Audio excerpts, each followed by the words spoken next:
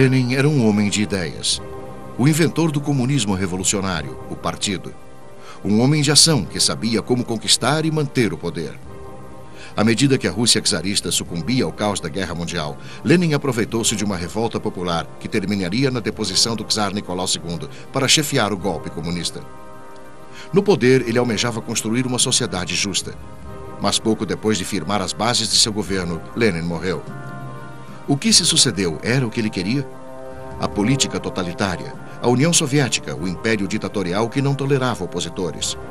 Um período de terror e intolerância que durou quase 70 anos nos impediu de conhecer Lenin profundamente. Lenin foi um homem que morreu muito cedo para ser julgado pela história.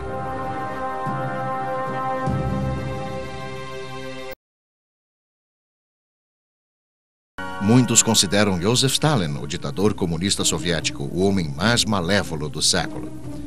A maioria dos historiadores concorda que Stalin é pessoalmente responsável por mais mortes que qualquer outro indivíduo na história.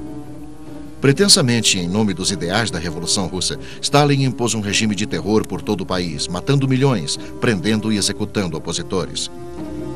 A necessidade faz milagres, e Stalin tornou-se o querido tio Joe na Segunda Guerra Mundial, quando os Estados Unidos e a Inglaterra tinham como objetivo comum derrotar o nazismo.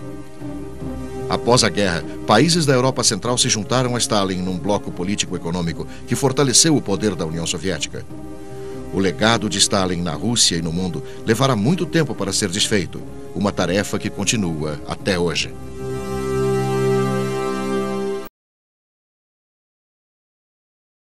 Como um país civilizado cai nas mãos de uma ditadura diabólica? Primeiro, este país certamente enfrenta uma situação caótica, com 6 milhões de desempregados, bancos quebrados e partidos democráticos, aqueles que não marcham uniformizados, sucumbindo um a um. Nas eleições, um partido extremista, com soluções extremistas, os nazistas, obtém maioria dos votos, porém não absoluta. Eles são chamados a formar um governo, compartilhando o poder com os outros. O parlamento é incendiado, talvez por comunistas, talvez pelos próprios nazistas. É declarado um estado de emergência temporário e políticos da oposição são presos. Com esse vácuo, adeptos do nazismo, legal e constitucionalmente, votam pela extinção da democracia e tornam seu líder um ditador perene.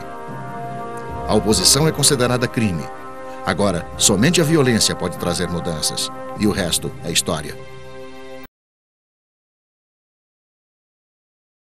Charles de Gaulle poderia ter permanecido como um militar francês, mas na Guerra Mundial fugiu para a Inglaterra enquanto a França desmoronava. Quando outros cidadãos franceses sucumbiam ao colaboracionismo nazista, ele se rebelou e liderou seus compatriotas na liberação de seu país.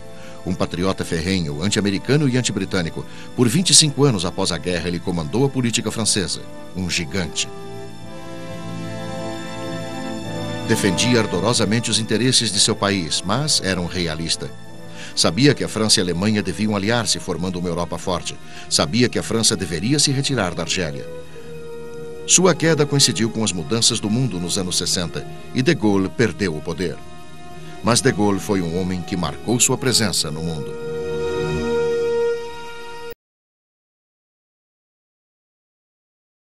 JFK foi um dos presidentes mais famosos. Por que ele ocupa este lugar na história? O primeiro presidente a usar a televisão para efetivamente atrair o público. O primeiro político de uma época em que a imagem era tão importante quanto a mensagem. E sua esposa era um ícone do bom gosto.